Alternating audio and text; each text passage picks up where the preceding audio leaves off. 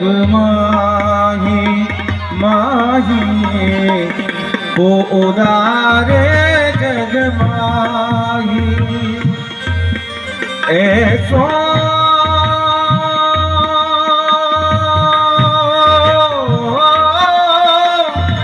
को उदारे जग माही को उदार जग माही। जिस राजा की ओर मेरी दृष्टि उठ जाती है भय से कांपने लगता है, मलिनता मुख पर छा जाती है और भयभीत हो जाता है। लेकिन मुड़ विश्वामित्र के समीप जो राजकुमार बैठे वो निर्भीक ही, अंग कांति छीण नहीं होती, अपितु तेज मुख पर भी। द्रवही दिन पर राम सरस को नहीं ऐसा वो उदार जग माही वो उदार जग माही। आपको प्रणाम करते हैं। वीरेश कल्याण मस्तु कल्याण मस्तु। श्री मुखचंद्र दर्शने वंश पुरुष भवन नाम देयम कृपया किम तन्मे भदः। मैं आपका पूर्ण परिचय जानना चाहता हूँ। कि हम पुत्र हैं, मेरा नाम राम है।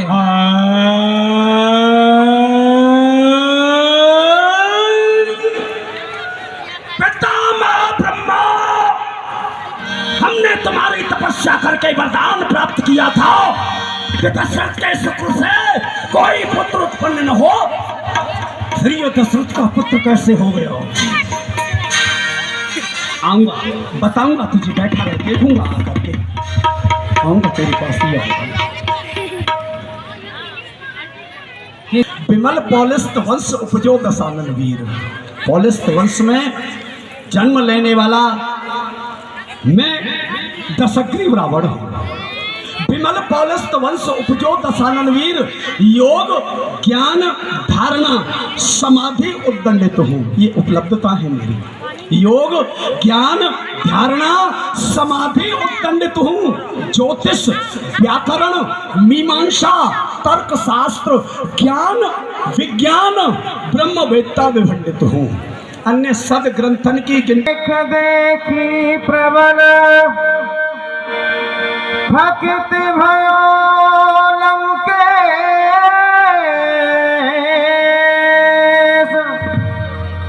भाल राम का है मगर भविष्य छुपा लंकेश। गया हूं तुम्हें कि तुम कौन। उत्पत्तिं च विनाशं च भूतानाम अगतिं गतिं वेद विद्या विद्यायाम भगवानो सहवाचन। आप साक्षात भगवान हैं। आपकी भाग्य ढूंढने के लिए आया था, अपना भविष्य देखने के लिए आया था और अपना भविष्य मुझे स्पष्ट दिखाई दे रहा है। हे राम तुम्हारी बाईं भ्रुकुटी पर, हे राम तुम्हारी बाईं भ्रुकुटी पर पिता मरण और तुम्हें वनवास लिखा और भ्रुकुटी दाहिनी के ऊपर इस लंकापति का नाश लिखा। अब आप आए, अब दर्शन दिए। आपने तो हमें वचन दिया है उसकी, उसे यदि बेहोश करना है, मूर्छित करना है तो आपका पूरा नाम सुनाने की आवश्यकता नहीं है। केवल रा अक्षरों से सुना दिया जाए तो वो रा अक्षर को सुन के मूर्छित होता है। उसके उस कष्ट को दूर करने के लिए मैंने उसे बहुत सुख प्रदान किए हैं, उसे राज्य दिया है, रथ दिए, लिए निमंत्रण देता हूँ। इसलिए निमंत्रण देता हूँ कि सीधे गढ़लंक चले आना। 10 मुख की मोक्ष पिटारी को हे धर्म धुरीन साथ लाना। मैं छल से बल से निज शक्ति से मुक्ति को छीन ले जाऊंगा। बन बन तुमको भटकाए राम, फिर डाहन खूब रुलाऊंगा। सीता मिस मेरा वंश राम, तुम सफली भूत बना देना, बिठला कर भाल विमान। हे भगवान शिव के धनुष, हम तुम्हें प्रणाम करते हैं, तुम्हारा खंडन करने के लिए नहीं आए थे। हाँ, ये जो राजा बैठे हुए हैं, हाँ, ये इसी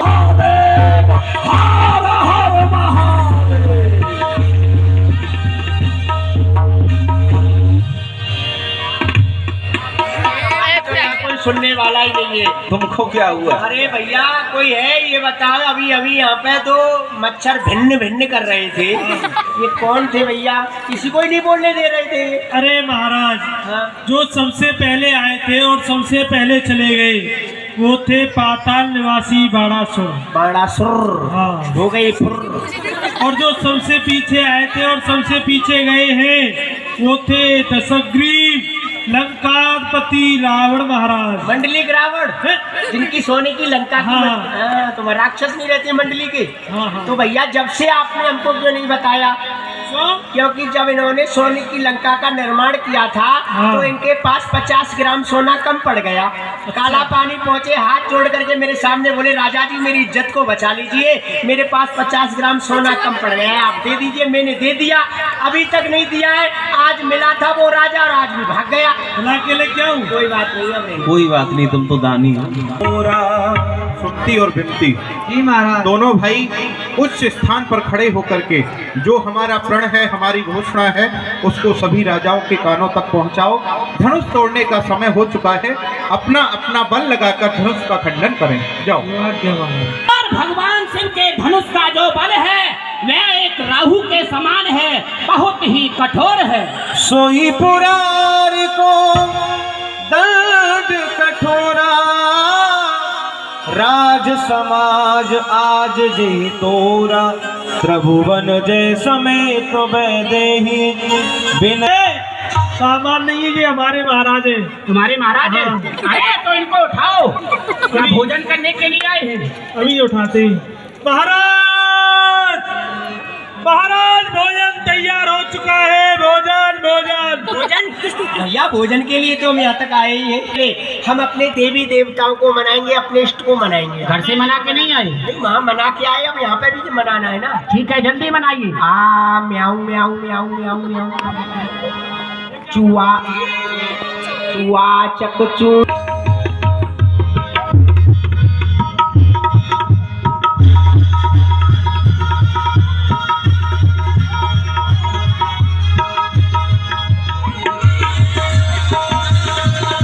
इस धनुष को तोड़ना, सब राजा मिलकर के इस धनुष का खंडन करेंगे। सब मिलकर खंडन करा। चलो आइए। विवाह हो जाएगा। धनुष तो टूटा नहीं, हाँ। मेरा घेटू टूट गया। जोर से ताली बजाइए। अब मैं वृंदावन जाऊंगा, क्या? विकलांग डिब्बा में बैठ के जाऊंगा, इनके साथ एक पीढ़ी चलेगा। बैठ जाओ। महाराज, महाराज की जय हो। महाराज, यहाँ पर जितने भी राजागण आए हुए हैं, सभी राजाओं ने अपना पूर्ण बल लगाया, परंतु धनुष के खंडन की बात तो बहुत दूर रही, कोई उसे तिल भर भी हिला नहीं पाया। महाराज क्या कहा? बिलो जो पन ठाना। क्या आवाज सुनाई दे रही है? भगवान भोलेनाथ के इस विशाल अजगम का कोई खंडन नहीं कर पाया।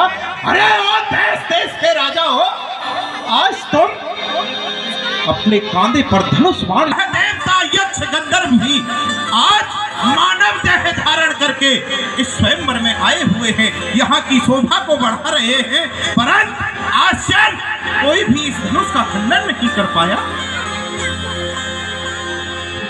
कुंवर मनोहर विजयी बण, कुंवर मनोहर विजयी बण।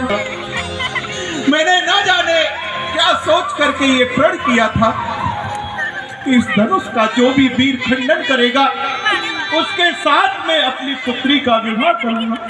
मेरे हृदय में बड़ा ही हर्ष था, प्रसन्नता अपार थी कि मैं आज अपने ही हाथों से अपनी पुत्री का कन्यादान करूंगा। उसे रथ में बिठाकर, डोली में बिठाकर उसकी ससुराल तक पहुंचे जाऊंगा।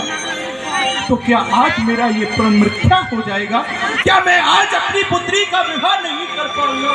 क्षमा करना, क्षमा करना पुत्री, मैं तेरा अपराधी हूँ।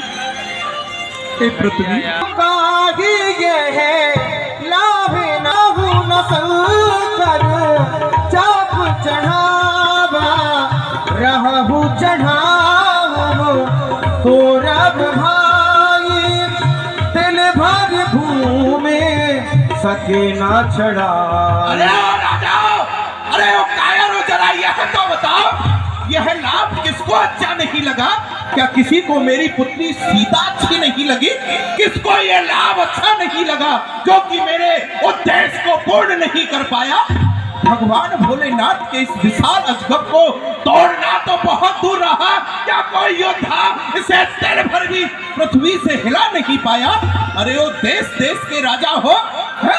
आए अपना गौरव दिखलाने को, मेरा प्रण पूरा करने को, शंकर का चाप चढ़ाने को, पर उठ ना सका शंकर प्राण। जा बैठे निज आसन पर, इस पर भी वीर कहते हो? धिक्कार तुम्हारे योद्धापन पर।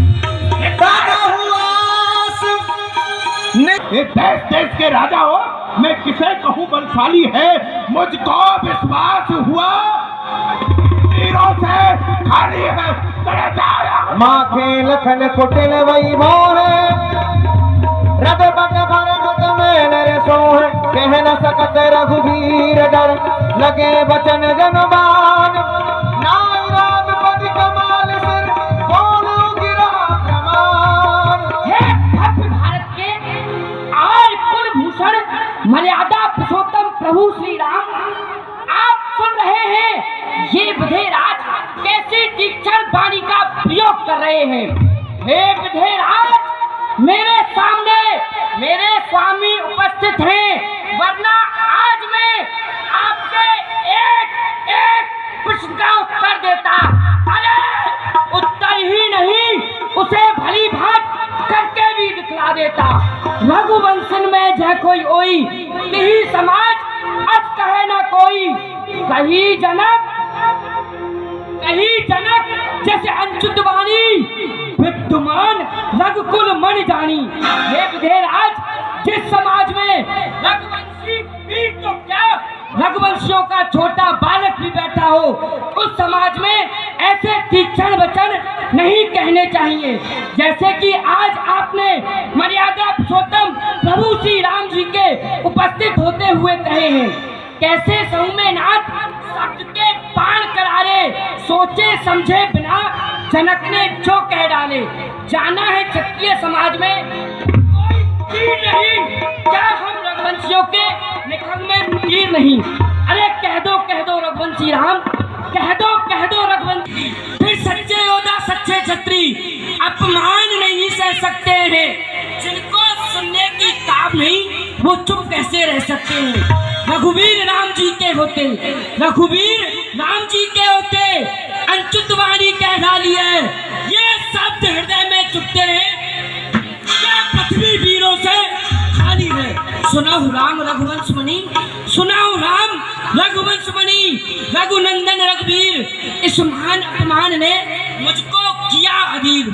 मेरा स्वभाव तो ऐसा है, हे नाथ, मेरा स्वभाव तो ऐसा है, अपमान ना मुझे गवारा है कृपा गुरु के चरणों की, बल और प्रताप तुम्हारा है। मैं टालू पृथ्वी और पहाड़ों को, फिर ये धनुष पुराना सड़ा गला, फिर ये धनुष पुराना सड़ा गला, तिनका सा किस गिनती में है?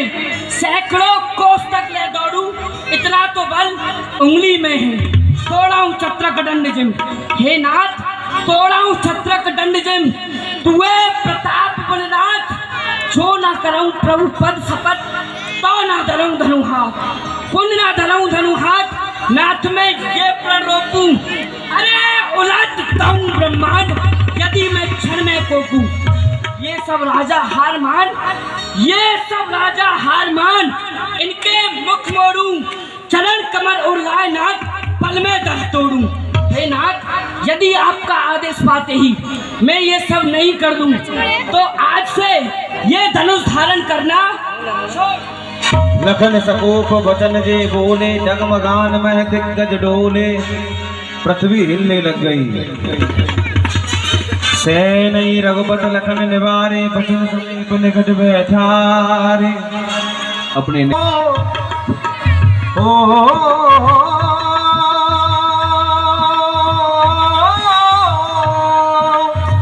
उठहु राम भलजहु भव चापा, मेटहु तात जनक परतापा। राम सिया राम जय जय राम, राम सिया राम जय जय राम। बेटा राम करो और विदेह राज के हृदय का जो संदेह है उसे दूर करो। ठाड़े भये जोवा मृग राज न जाए,